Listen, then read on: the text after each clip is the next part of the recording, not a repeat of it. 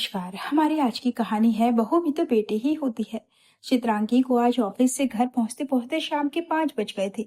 जैसे ही वो घर में घुसी उसने देखा कि उसके मोहल्ले की औरतों के साथ उसकी सास शारदा देवी और नंदों की पंचायत चालू थी।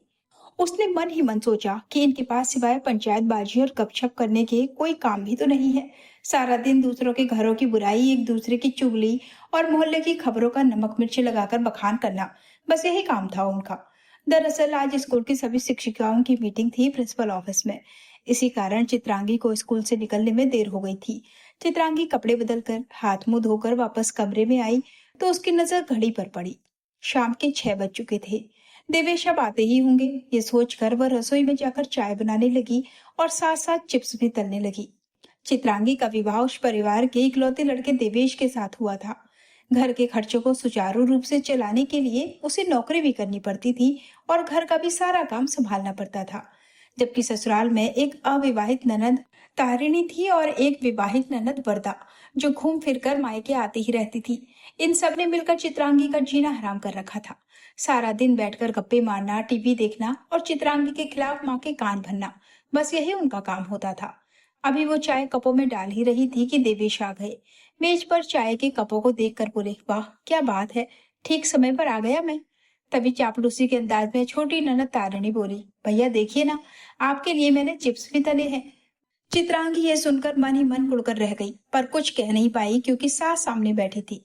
बहन की बात सुनकर दिवेश चित्रांगी की ओर देखकर हंसते हुए बोले, देखा, मेरी बहनें मेरे खाने पीने का कितना ख्याल रखती हैं। ये सुनकर चित्रांगी की तन बदन में आग लग गई, पर वो एक समझदार और शिक्षित युवती थी। वो घर के माहौल को तनावपूर्ण नहीं बनाना चाहती थी, अतः चुप रही। देवेश अपनी माँ और बहनों से काफी प्रभावित रहते थे। यद्यपि चित्रांगी के प्रति उनका रवैया खराब न था, मगर उनकी आदत कुछ ऐसी थी कि वे माँ और बहनों के विरुद्ध एक भी शब्द सुनना पसंद नहीं करते थे। भैया शाम के खाने में क्या बनाओ? छोटी ननद तारिणी बोली। ऐसा करो कि आलू के पराठे और मटर पनीर की सब्जी बना लो, देवेश ने उत्तर दिया। चित्रांगी मन ही मन भन्ना गई कि बातें तो ऐसी करती हैं मानो सारा काम यही करती हो, जबकि हकीकत तो ये थी कि इनको करना धरना कुछ नहीं होता था सिवाय देवेश के सामने चापलूसी करने के। चाय पीकर चित्रांगी कप प्लेटें उठाकर रसोई में आकर उन्हें साफ करने लगी, मगर किसी भी ननद से ये नहीं हुआ कि आखिर भाभी ऑफिस से थक हार कर आती हैं, उनकी जरा सी मदद ही कर दे। नंदों द्वारा उनके कामों में छीटाकसी और नुक्ताचीनी करना प्रतिदिन का काम बन गया था। चित्रांगी को अपमान का घूंट पीकर चुप रह जाना पड़ता था। वो मन ही मन सोचती कि माँ जी का बस चले तो अपनी बेटी को हमेशा के लिए यहीं रख ले। उन्हें इस बात का एहसास ही नहीं था कि इस महंगाई के जमाने में इस थोड़ी सी कमाई में अपना ही खर्च ठीक से नहीं चल पाता, ऊपर से ननदों का आना जाना लगा रहता है सो अलग। पर इन सब बातों से उन्हें क्या मतलब? अगर कभी चित्रांगी कुछ कहे भी तो वे कहती, मैं कौन सी तुम्हारी कमाई पर डाका डाल रही हूँ? मैं तो अपने बेटे की कमाई खर्च करती हूँ।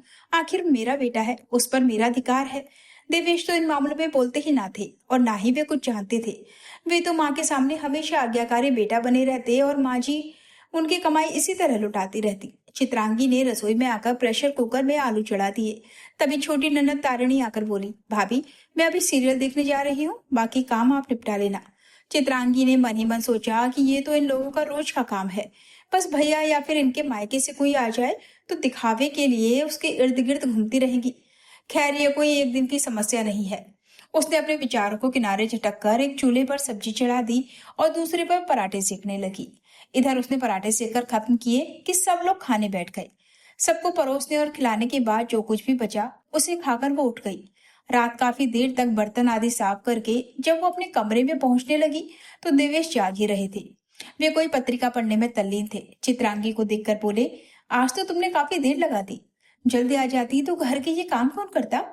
क्या घर में माँ और बहनें हाथ नहीं बटाती?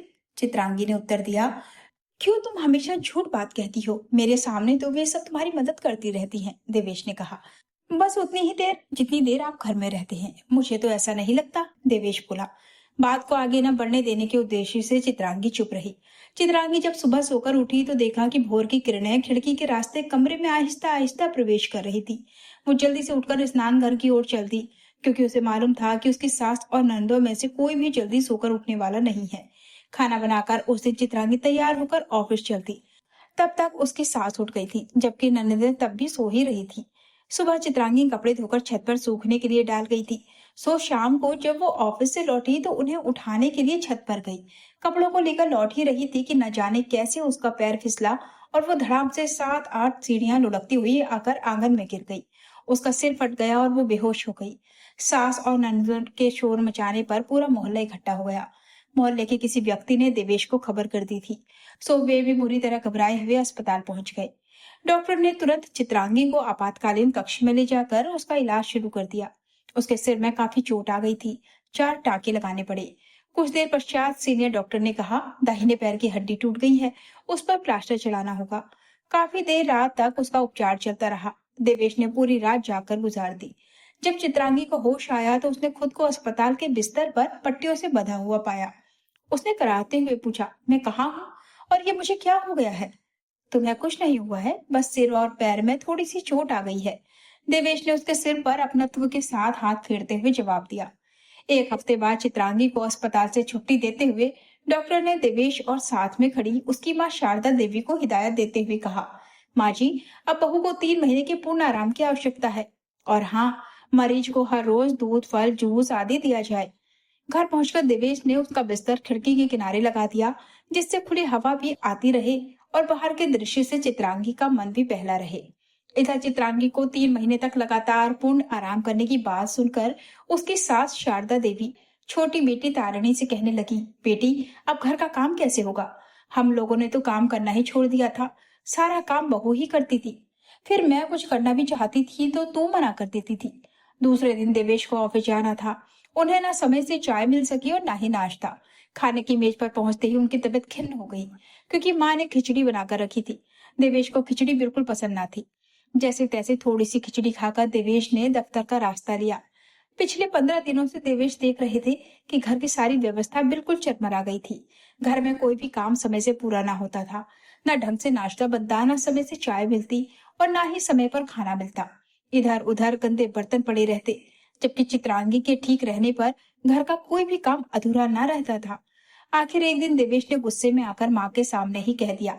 छोटी बहन तारिणी भी खड़ी सुन रही थी। इन दिनों आखिर घर को क्या हो गया है? कोई भी काम समय पर सलीके से क्यों नहीं होता? आखिर पहले इस घर का सारा काम कौन करता था?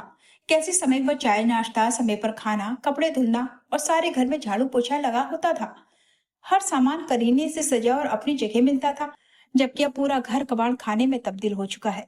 हर सामान अपनी जगह से गायब, कपड़े गंदे, जहां तहां धूल की परतें और हर जगह मक्खियां भिनभिनाती हुई। आखिर ये घर है या कबाड़ खाना? भैया, हम लोग पूरी कोशिश करते हैं, फिर भी थोड़ी बहुत कमी रह ही जाती है, छोटी बहन तारिणी बोली। अब माँ और छोटी बहनें कहें तो क्या कहें, कैसे अपनी गलती स्वीकार करें?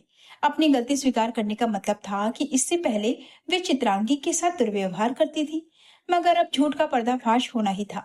आखिर कितने दिन सच्चाई को झुठलाया जाता।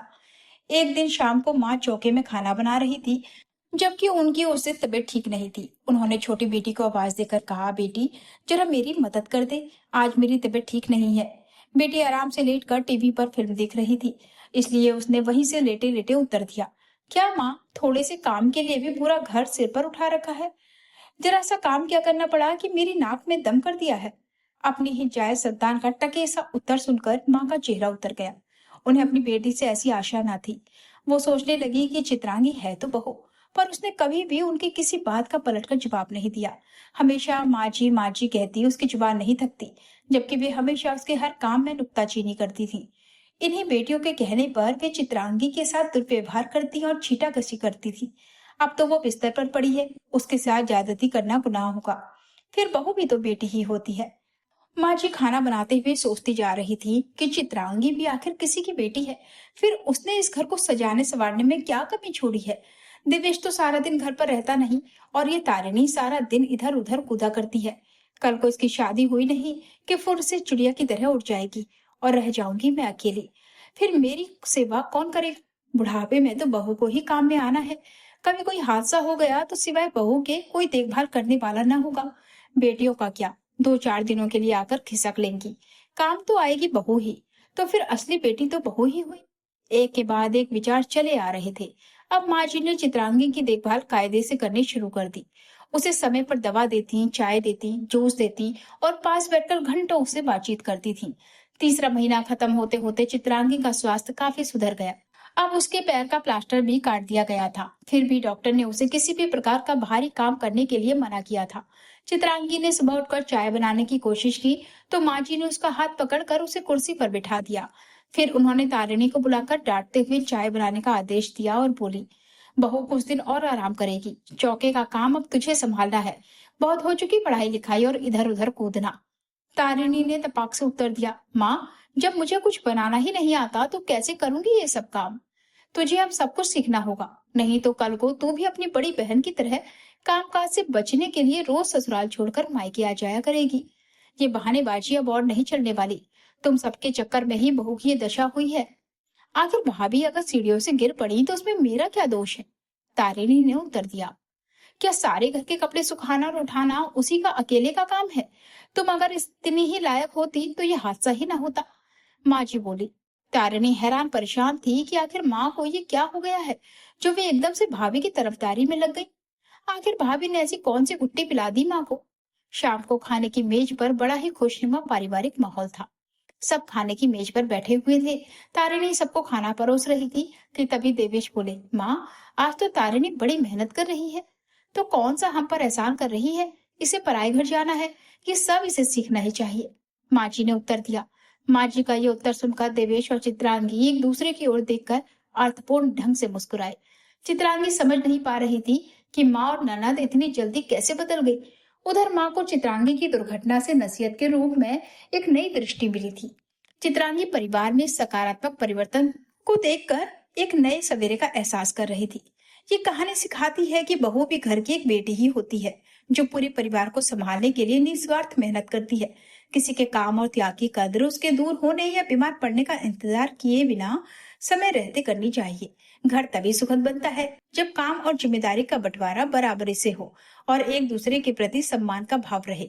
क्या आपको लगता है कि शारदा देवी का अपनी बहू चित्रांगी के प्रति ये बदलाव स्थायी रहेगा या परिस्थिति सामान्य होते ही पुराना रवैया वापस आ जाएगा? यदि आप देवेश की जगह होते तो अपनी माँ और बहनों द्वारा अपनी पत्नी पर किए जा रहे अनजाने अत्याचार और चापलूसी को रोकने के लिए क्या कदम उठाते? क्या आज के आधुनिक समाज में भी बहुओं को नौकरी और घर का सारा काम अकेले संभालने की दोहरी मार झेलनी पड़ रही है? अपनी राय कमेंट में जरूर बताएं। उम्मीद है कि आपको ये दिल को छू लेने वाली और सीख देने वाली पारिवारिक कहानी बेहद पसंद आई होगी। अगर इस कहानी ने आपके दिल को छुआ हो तो इसे अपने दोस्तों और परिवार के साथ जरूर शेयर करें। ऐसे ही और सामाजिक और प्रेरणादायक कहानियों को सुनने और देखने के लिए हमारे चैनल को लाइक, शेयर और सब्सक्राइब करना ना भूलें। कमेंट बॉक्स में अपनी राय जरूर दें। मिलते हैं अगली एक और नई बेहतरीन कहानी के साथ। तब तक के लिए अपना और अपने परिवार का ख्याल रखें। धन्यवाद।